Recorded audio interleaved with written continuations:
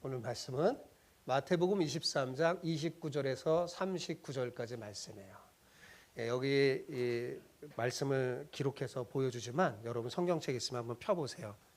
펴고 자기 성경책을 이렇게 딱 펴놓고 듣는 게 좋습니다. 자, 다 펴셨나요? 마태복음 23장 29절에서 39절. 23장이 꽤 긴데 이제 마지막 부분입니다. 제가 한 절 읽고 여러분 한 절 읽고 교독하겠습니다. 화 있을진저 외식하는 서기관들과 바리새인들이여, 너희는 선지자들의 무덤을 만들고 의인들의 비석을 꾸미며 이르되, 만일 우리가 조상대에 있었더라면 우리는 그들이 선지자의 피를 흘리는데 참여하지 아니하였으리라. 그러면 너희가 선지자를 죽인 자의 자손임을 스스로 증명함이로다. 너희가 너희 조상의 분량을 채우라. 뱀들아, 독사의 새끼들아, 너희가 어떻게 지옥의 판결을 피하겠느냐? 그러므로 내가 너희에게 선지자들과 지혜 있는 자들과 서기관들을 보내매 너희가 그 중에서 더러는 죽이거나 십자가에 못 박고 그 중에 더러는 너희 회당에서 채찍질하고 이 동네에서 저 동네로 따라다니며 박해하리라. 그러므로 의인 아벨의 피로부터 성전과 제단 사이에 너희가 죽인 바랴가의 아들 사가랴의 피까지 땅 위에서 흘린 의로운 피가 다 너희에게로 돌아가리라. 내가 진실로 너희에게 이르노니 이것이 다 이 세대에 돌아가리라. 예루살렘아, 예루살렘아, 선지자들을 죽이고 내게 파송된 자들을 돌로 치는 자여, 암탉이 그 새끼를 날개 아래에 모음같이 내가 내 자녀를 모으려 한 일이 몇 번이더냐? 그러나 너희가 원하지 아니하였도다. 보라, 같이요. 내가 너희에게 이르노니 이제부터 너희는 찬송하리로다. 주의 이름으로 오시는 이여 할 때까지 나를 보지 못하리라 하시니라. 아멘. 화 있을 진저에 받는 말이라는 제목으로 함께 은혜를 나누고자 합니다. 여러분, 우리가 계속 살펴봤지만 마태복음 23장은 어때요? 온통 화로 가득 차 있죠.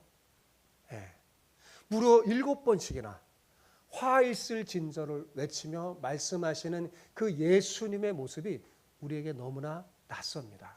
그래서 많은 설교자들이 이 본문을 대하면 참 설교하기 꺼려하고 빨리 넘어갔으면 하는 마음이 가득해요. 뭐 한두 번도 아니고 너무나 가득하게 온통 예수님의 환한 모습, 화 있을 진저 외치는 그 모습이 들어있기 때문입니다. 그것이 너무나 우리에게 낯설죠. 평소 만날 수 없는 예수님의 모습입니다.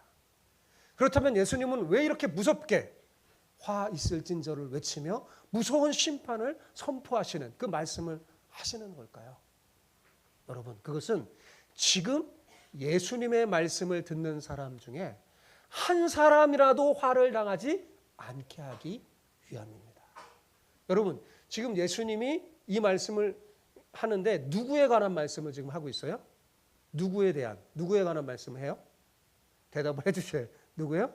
서기관들과 바리새인들에 관한 말씀을 하잖아요. 그죠?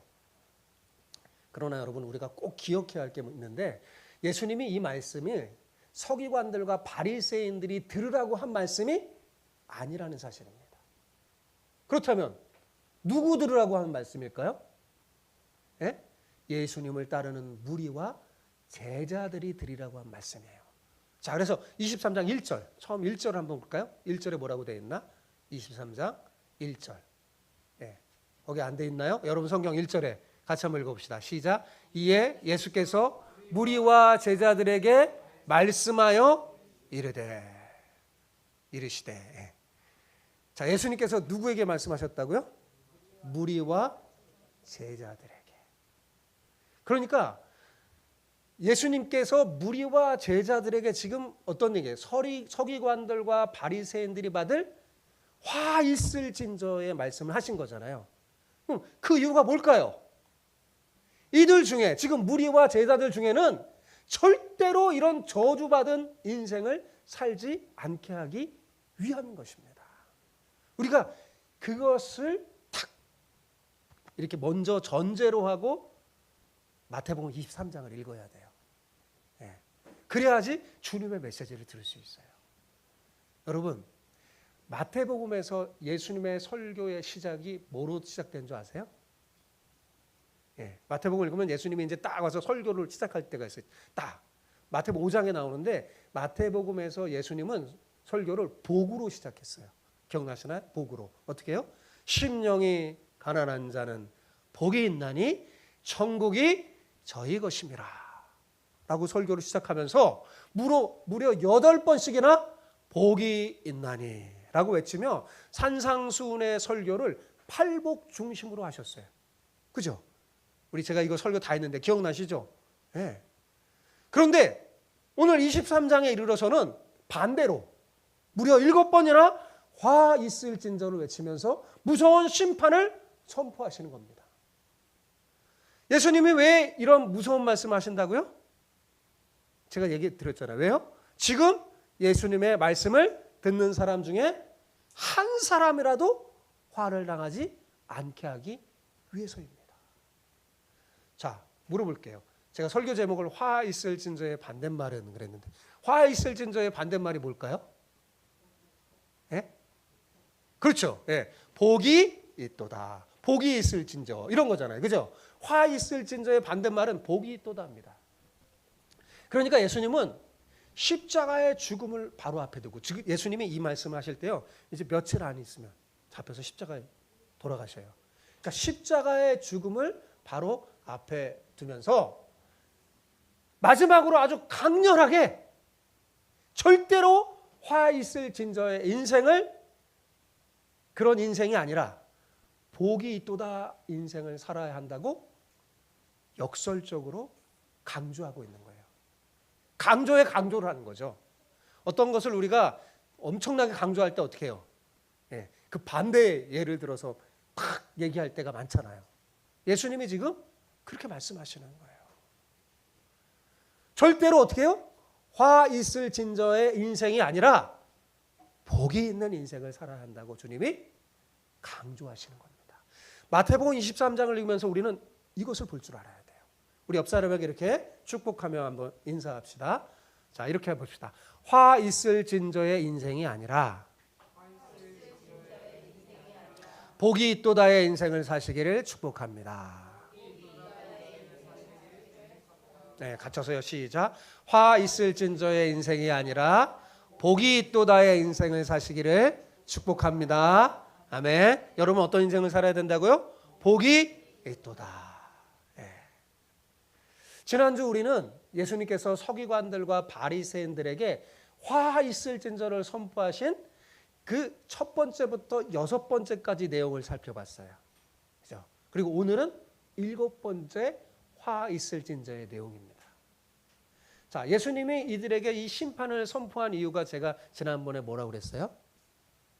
이들이 자신도 천국에 들어가지 못하면서 다른 사람도 천국에 들어가지 못하게 방해했기 때문이라고 그랬죠.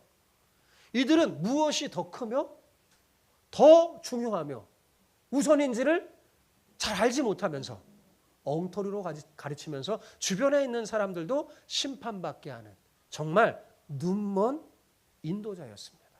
그래서 예수님이 계속해서 이들을 향하여 뭐라고요? 맹인이요, 어리석은 눈먼 인도자요, 계속 그러잖아요. 예, 완전 영적으로 맹인이요 눈먼 인도자였어요. 그런데 오늘 본문의 내용은 앞에 6번째 화 있을 진저와 조금 패턴이 달라요. 그러니까 앞의 내용은 주로 어떤 거냐면 이들이 다른 사람에게 죄를 범한 거예요. 그래서 다른 사람도 자꾸 죄를 짓게 하고 천국에 못 가게 하는 그런 행동을 했다는 거예요. 그래서 화 있을 진저라고 선포를 받았다면 지금 본문은 이들이 하나님 앞에서 자신들이 죄를 범한 내용을 담고 있는 거예요. 누구 앞에서요? 하나님 앞에서. 자, 29절 30절 같이 한번 읽어봅시다. 시작. 화 있을 진저 외식하는 서기관들과 바리새인들이여, 너희는 선지자들의 무덤을 만들고 의인들의 비석을 꾸미며 이르되 만일 우리가 조상 때 있었더라면 우리는 그들이 선지자의 피를 흘리는데 참여하지 아니하였으리라 하네. 한마디로 서기관과 바리새인들이 하나님의 말씀을 대적하고 순종하지 않은 것에 대해서 심판을 선포하시는 내용이에요. 자, 그런데 이들이 지금 예수님 말씀해 보니까 뭐래요? 선지자들의 무덤을 만들고 그들의 비석을 꾸몄대요. 선지자들과 의인들의 무덤을 만들고 의인의 비석을 꾸몄다는 거예요. 자, 이들의 행동 이게 뭐 잘못됐나요, 여러분? 겉으로 볼 때 어때요? 전혀 문제 없이 보입니다. 그죠? 선지자들과 의인들의 무덤과 비석을 만드는 게 잘못된 것이 아니니까요. 무덤을 만들고 아름답게 꾸며줬잖아요. 그게 뭐가 문제가 될까요? 문제가 되지 않죠. 근데 문제는 뭐냐면 이들이 한 말이에요. 자, 이들이 그러면서 어떻게 말했어요? 만일 우리가 조상 때 있었더라면, 자기가 조상의 때에 살았더라면 그런 말이죠. 예, 우리는 그들이 선지자의 피를 흘리는데 참여하지 아니하였으리라 라고 말했어요. 이게 문제입니다. 자, 여기서 우리는 누굴까요? 서기관들과 바리새인들. 그들은 뭘까요? 조상이잖아요. 조상. 그죠? 그러니까 서기관과 바리새인들이 조상이 자신들의 그 조상이 선지자들을 죽이고 막 핍박한 일을 했을 때 만약 자신들이 거기에 있었다면 그런 일을 하지 않았을 것이라고 말하는 거예요. 여러분, 하나님이 제일 힘든 게 뭐냐면 너무 뻔뻔하게 그 속을 다 아는데 진실되게 말하지 않는 것입니다. 하나님 제일 괴로운 거예요. 하나님 앞에서는요 진실되게 서야 돼요. 그러니까 예수님이 그 뻔뻔한 그들에게 이렇게 말씀합니다. 자, 31절 보세요. 시작. 31절 시작. 그러나 너희가 선지자를 죽인 자의 자손임을 스스로 증명함이로다. 너무 어처구니 없이 말을 하니까 우리가 그 조상 때 살았으면 우리는 우리 조상들처럼 그렇게 선지자들을 핍박하고 죽이지는 않았을 겁니다. 이렇게 너무 뻔뻔하게 말하니까 예수님이 이렇게 말씀하신 거예요. 이 말이 뭐냐면 너희가 말한 거 보니까 너희는 너희 말로 스스로 자신들이 죄인임을 증명한 셈이다 라고 지금 말하는 거예요. 왜요? 자, 그들의 조상이 선지자들을 죽인 자니까 그들은 어떤 사람이에요? 선지자들을 죽인 자의 자손인 거죠. 그 자손일 뿐이라고 지금 말하는 거예요. 그러니까 예수님이 이렇게 말씀하시는 거나 마찬가지예요. 제가 쉽게 풀어 설명하면 이런 거예요. 너희가 그렇게 자랑스러워하고 내세우는 혈통의 자랑인 너희의 조상들이 하나님께서 보낸 선지자들을 핍박하고 죽였던 자들 아니냐? 그러니 너희는 고작 선지자들을 그 죽인 자들의 자손에 불과할 뿐이다. 지금 이렇게 말하는 거예요. 그리고 난 다음에 32절에서 좀 이상한 말씀 하셨어요. 이렇게 말씀합니다. 같이 읽어볼까요? 자, 32절 시작. 너희가 너희 조상의 분량을 채우라. 이게 도대체 무슨 말일까요? 너희가 너희 조상의 분량을 채우라 그랬어요. 마치 이게 명령형처럼, 명령문이잖아요. 명령문처럼 보이니까 이렇게 하는 게 주님의 뜻인가라고 생각할 수도 있습니다. 자칫 잘못하면요. 절대로 그런 말이 아닙니다. 그런 말이 아니라 주님이 이렇게 하신 말씀의 이유가 뭐냐면 이들이 조상들이 했던 죄와 똑같이 행하고 있을 뿐만 아니라 조상들이 행하지 않는 것들까지도 더 행하고 있어서 그들의 죄를 다 채우라고 말씀한 거예요. 그러니까 우리도 너무 화가 나면 그렇게 말하잖아요. 예수님처럼 말할 때 많아요. 부모님들은 이해가 될 거예요. 그죠? 그걸 더 해라. 다 채워라. 이렇게 말할 때 있죠. 그런 뉘앙스예요. 이 예수님의 이 말씀이 그런 뉘앙스예요. 진짜로 막 그렇게 해라 그런 말이 아니라요. 그러니까 즉 지금도 똑같이 죄를 저지르고 조상들의 그 잘못된 분량을 채우고 있는데 앞으로도 그 분량을 너희가 채우게 될 것이라고 하는 말씀이에요. 이들이 조상의 분량을 채우고 난 다음에 그들을 기다리는 게 뭘까요? 영원한 지옥의 심판입니다. 자, 그게 33절에 있어요. 같이 읽어볼까요? 시작. 뱀들아, 독사의 새끼들아, 너희가 어떻게 지옥의 판결을 피하겠느냐? 예수님이 서기관과 바리새인들을 어떻게 불렀어요? 그 호칭이 뱀들아, 독사의 새끼들아 그랬어요. 여러분 이건 그냥 욕한 거예요, 예수님이. 그러니까 이들은 얼마나 자부심이 강한 사람인지 몰라요. 서기관과 바리새인들, 존경받기를 좋아한다고 하는 사람이잖아요. 예. 그런데 이들에게 이렇게 험한 욕을 퍼부은 거예요. 예. 자, 앞서서 예수님이 이들을 뭐라고 그랬어요? 선지자들을 죽인 자들의 자손이라고 했잖아요. 그죠? 그러니까 뱀, 독사는 선지자들의 죽인 자와 동치가 되고 자손은 새끼와 똑같은 말이죠. 그죠? 그러니까 이들은 한마디로 뭐냐? 마귀의 새끼들에 불과하다고 말하고 있는 거예요. 엄청나게 격렬하게 말씀하신 거죠. 너무 무섭게 말씀하신 거예요.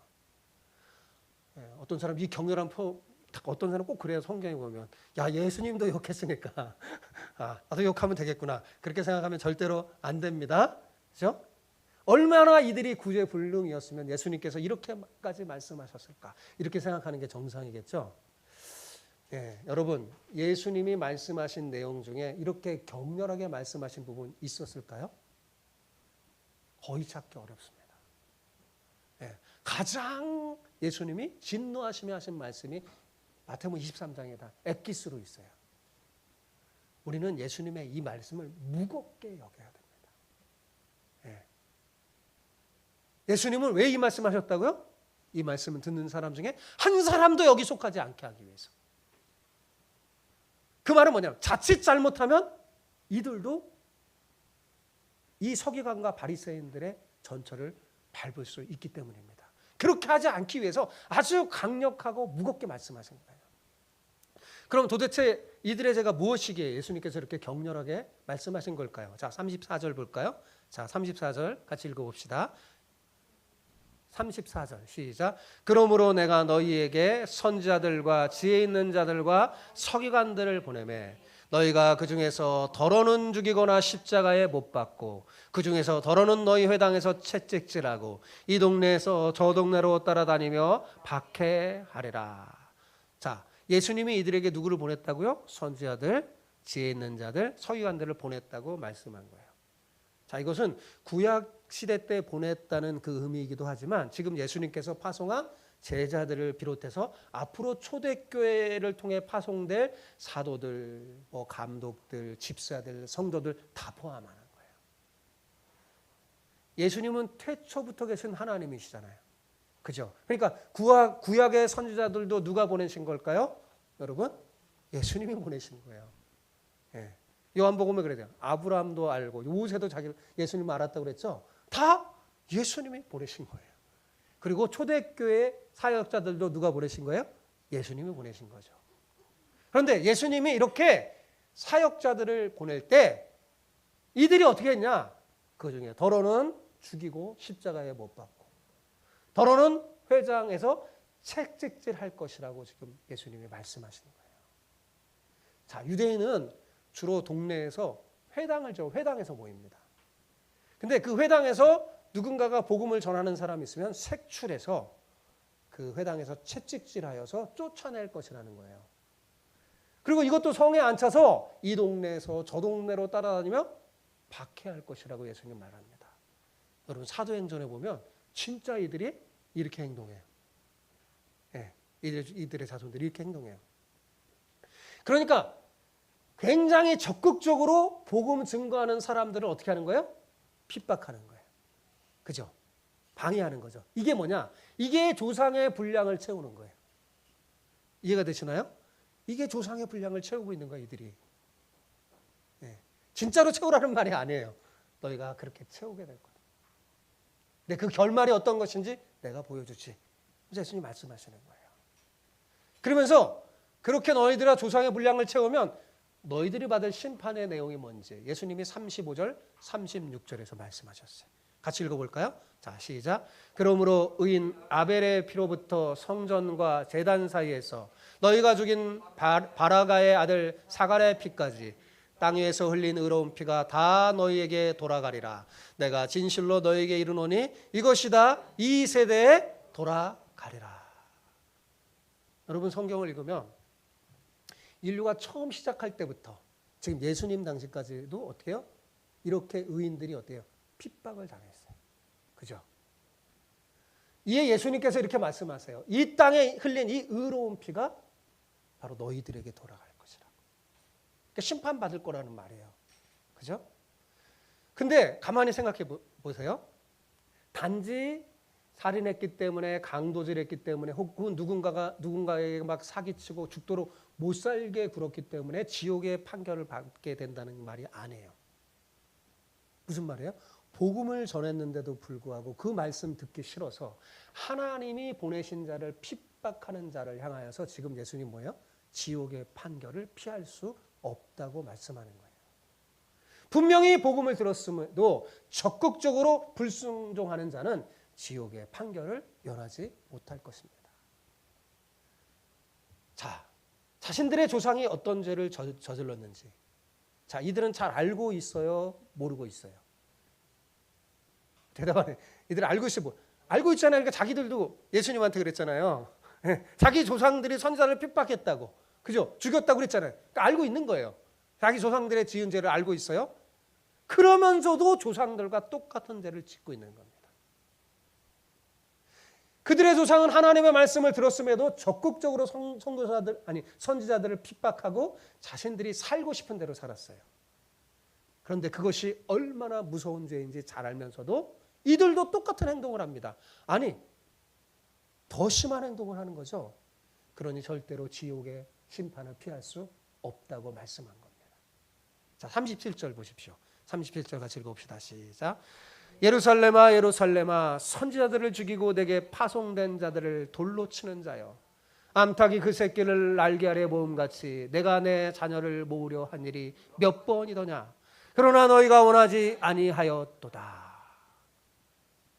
자, 37절에서는 예루살렘아 예루살렘아 불렀어요. 앞에서 뱀들아 독사의 새끼들아 그랬는데 예수님이 예루살렘아 불렀어요. 그죠? 자, 예루살렘은 어떤 곳입니까? 하나님께서 특별히 선택하시고 은혜를 베푸시는 곳이잖아요. 그죠? 그 하나님의 특별한 은혜를 구원한 경험한 사람들의 총체적인 상징이 뭐냐? 이 예루살렘이에요. 그죠? 여기보다 더 큰 은혜를 받은 곳이 없습니다. 가장 큰 은혜를 받은 곳이 예루살렘이에요.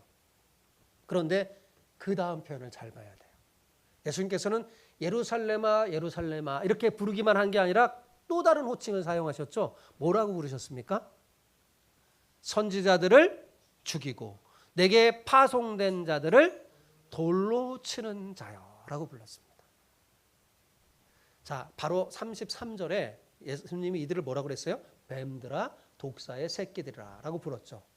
만약 예수님이 지금 37절처럼 말씀했다면 아마도 그 앞에 아브라함과 이삭과 야곱의 자손들아 라고 불렀을 겁니다. 껍데기만 놓고 보면 어때요? 아브라함과 이삭과 야곱의 자손들 예루살렘 어때요? 껍데기 놓고 보면 훌륭합니다. 그죠? 훌륭한 혈통을 갖고 있어요. 좋은 걸 갖고 있어요. 그죠? 은혜 받고 선택받은 자들입니다. 그들은 아브라함과 이삭과 야곱의 자손입니다. 그러나 주님은 그들이 마귀의 새끼들이 되었고 마귀를 부모로 둔 자들이 되었다고 지금 말씀하고 있는 겁니다. 여러분 지금 37절도 마찬가지예요. 껍데기만 놓고 보면 예루살렘이죠. 자, 예루살렘에 뭐가 있어요? 하나님의 성전이 있잖아요. 그죠? 이는 하나님께서 그들을 구원한 특별히 은혜를 베푸신 그 흔적이 있는 곳이에요. 하나님을 만나려면 어딜 가야 될까? 예루살렘에 가야 돼요. 이스라엘 백성들이 하나님 만나려면 예루살렘에 가야 돼요. 그곳에 가야 하나님을 만납니다. 그러나 안타깝게도 그들은 하나님이 보내신 자들을 죽인 자들이 됐어요. 그러니까 껍데기는 예루살렘이지만 사실은 마귀의 새끼 노릇한 것이 확실하죠. 그러므로 예수님이 이렇게 다시 부른 거예요. 선지자들을 죽이고 내게 파송된 자들을 돌로 치는 자요 라고 말합니다. 자, 그런데 이런 이들에게 예수님은 어떻게 하셨어요? 암탉이 그 새끼를 날개 아래 품은 같이 품었어요. 그러니까 예수님이 이들을 품으려고 이들을 구원시키려고 얼마나 많이 노력했는지 모릅니다. 우리 앞서 살펴봤지만 정말 기회를 많이 주시죠? 네. 안타까워하면서 이들을 품으려고 했어요. 그러나 안타깝게도 이들은 이를 원치 않았습니다. 그러나 너희가 원하지 아니하였도다. 자, 그러니까 이들의 모습은 두 종류의 모습이 있었던 거예요. 앞에서는 뭐야? 적극적으로 막 하나님을 대적하는 사람들. 그리고 막 선지자들을 죽이고 막 핍박하는 사람도 있고, 소극적으로 거절하는 사람들. 복음이 왔을 때 소극적으로 나는 괜찮습니다, 싫습니다, 거절하는 사람들이 있는 거예요. 그러니까 예수님은 적극적으로 하나님을 대적하던 자들만이 아니라 이렇게 소극적으로 거절한 자들도 똑같이 심판을 면치 못할 것이라고 말씀하고 있는 거예요. 그렇다면 이들은 왜 하나님을 보낸 사람들이 선포하는 말을 듣고 싶지 않은 걸까요?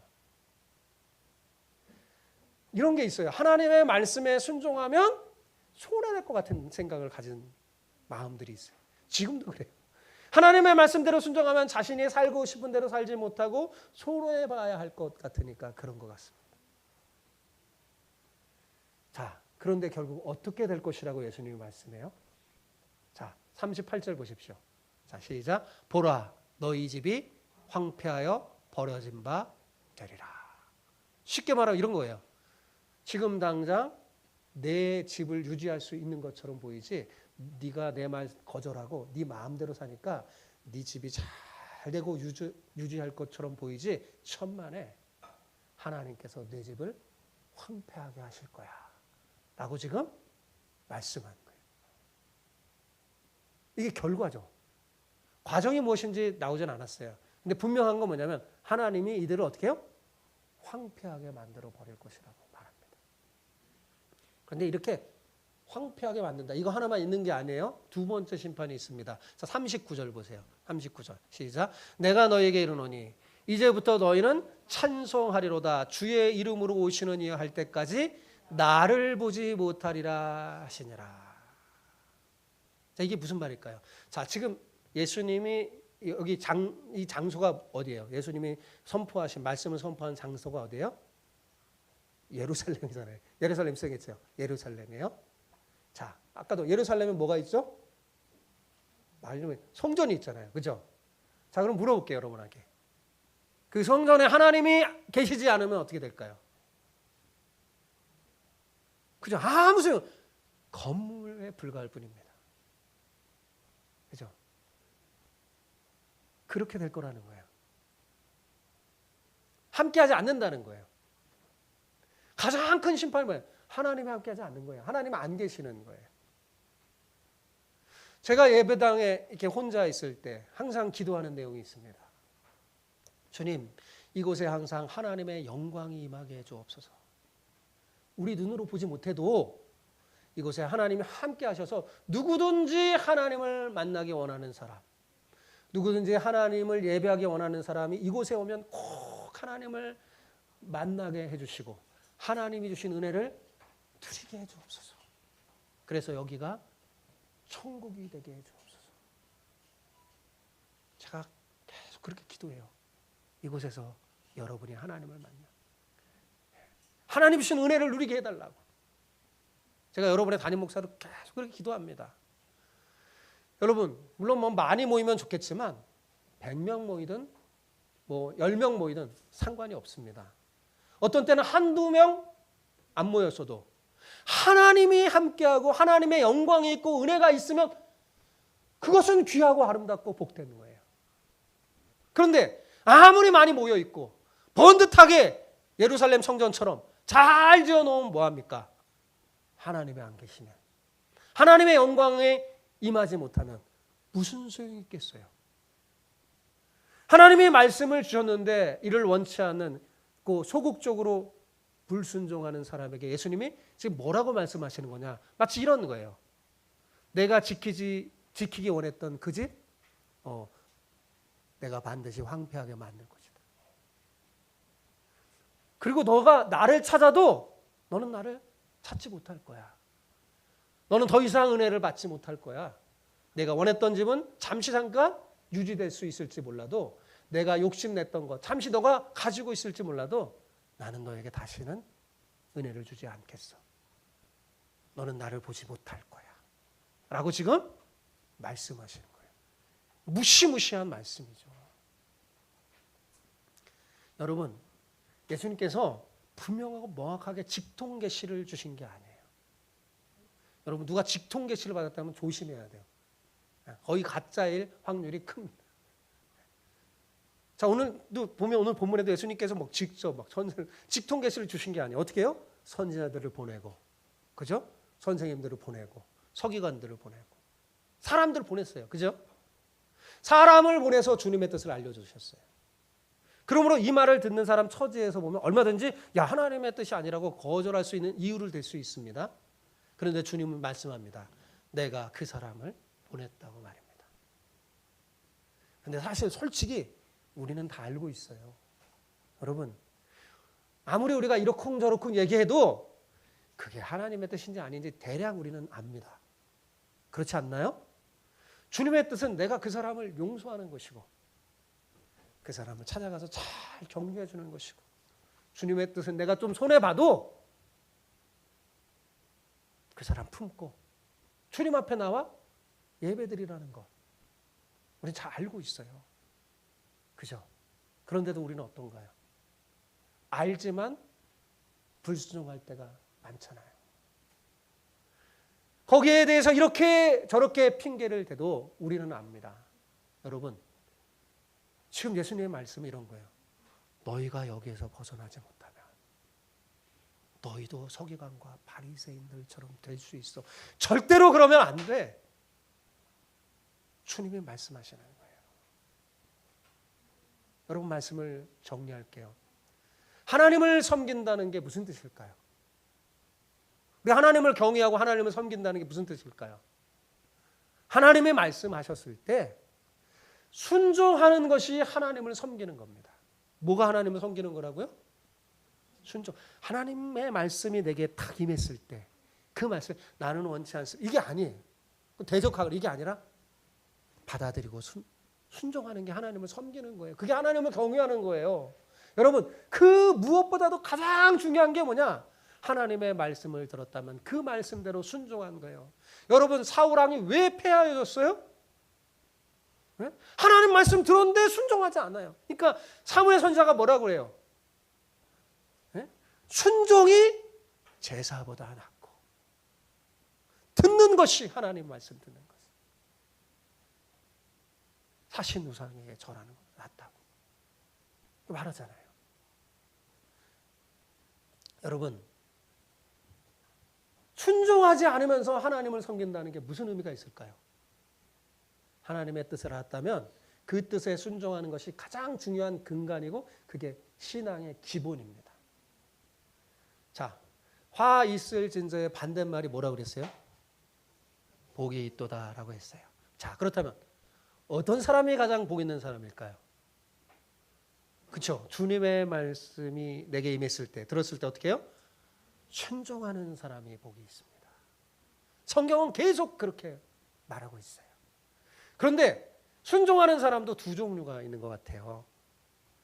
적당하게 순종하는 사람이 있는가 하면 마음과 힘을 다해서 적극적으로 순종하는 사람이 있습니다. 저는 여러분 모두가 마음과 힘을 다해서 적극적으로 순종하는 사람 되시기를 축복합니다. 정말 여러분이 그런 사람 되시기를 바라요. 여기 주마함교회 성도들은 마음과 힘을 다해 적극적으로 순종하는 사람들이 다 모여있는 그런 교회가 될 때 우리가 규모가 작아도 하늘에서 하나님은 더 큰 영광을 받으실 거예요. 자, 예수님이 말씀하신 걸 보면 사람들은 네 종류의 사람이 있는 것 같아요. 자, 첫 번째는 뭐예요? 주님의 말씀을 듣고 적극적으로 순종하는 사람입니다. 이 사람이 뭐라고요? 가장 큰 복 있는 사람이에요. 두 번째는 어떤 사람이 있다고요? 소극적으로 순종하는 사람이 있어요. 어떨 땐 내키지 않지만 그래도 이것이 하나님 말씀을 뜻이니까 억지로라도 따라오는 거예요. 따라오는 거예요. 선진이가 어디 가버렸어?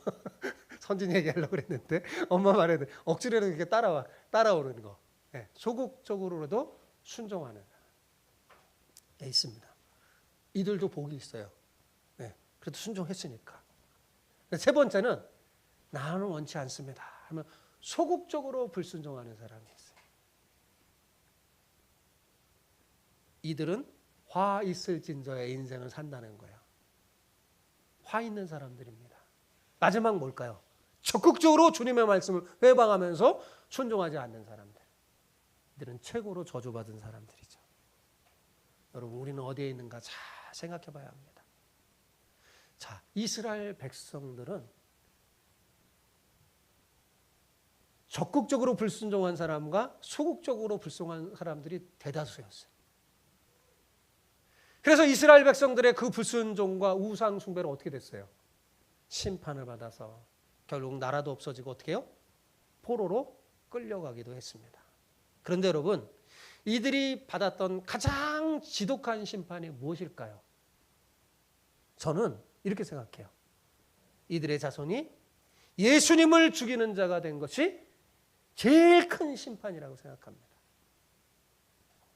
그들은 하나님이 보내신 선지자들을 죽였는데 그들의 자손들은 메시아를 죽였어요. 그러니까 구약의 이스라엘 백성들, 이스라엘의 조상들이 지옥 불등에 앉아서 메시아를 죽이고 복음을 거절한 자손들이 지옥에 오는 그 모습을 보는 것. 여러분, 그게 가장 큰 심판이 아닐까요? 여러분, 우리도 마찬가지예요. 주님께서 우리에게 주신 가장 큰 심판이 있다면 자녀가 믿음을 버리는 걸 겁니다. 부모는 교회를 들락날락 했는데 어느 날 자녀가 교회를 다니지 않는 거예요. 신앙을 저버리는 겁니다. 저는 이게 가장 큰 심판이라고 생각해요. 이거보다 더 무서운 일이 어디 있겠습니까? 이런 일을 당하지 않으려면 정신을 바짝 차려야 돼요. 그리고 삶으로 우리 자녀에게 본을 보여야 돼요. 말로 안 돼요. 진정으로 믿음으로 매우승으로 이 길이 복 있는 길임을 보여줘야 돼요. 하나님의 말씀을 듣고 기쁨으로 순종하는 게 얼마나 귀하고 중요한지 우리가 보여줘야 됩니다. 여러분, 우리는 모두 오늘 예수님이 하신 말씀 있잖아요. 이걸 무거운 마음으로 잘 들어야 돼요. 여러분, 이건 우리 혼자만의 일이 아닙니다. 우리 자녀에게도 미래의 우리 자손들에게도 관련된 일입니다. 사랑하는 성도 여러분, 우리는 적극적으로든 소극적으로든 불순종하는 화 있을진저의 인생을 살면 절대로 안 됩니다. 주님 그렇게 안 되려고 지금 이 말씀하시는 거예요. 하나님 말씀을 들으면 어떻게 해요? 기뻐하고 마음과 힘을 다해서 순종하는 복이 있도다의 인생을 사는 여러분 되시기 바랍니다. 그렇게 살아야 돼요. 우리 여러분 모두, 우리 주마함교회 성도 모두 한 사람도 다 빠짐없이 주님이 주시는 복을 받아서 여러분 자신도 천국을 누리고 여러분의 자녀도 천국을 누리시기를 정말 간절히 소망합니다. 그뿐만 아니라 여러분이 복의 통로가 돼서 여러분 옆에 있는 사람들도 함께 천국을 누리는, 천국이 전해지는 그런 복된 성도들 다 되기를 축복합니다. 아멘.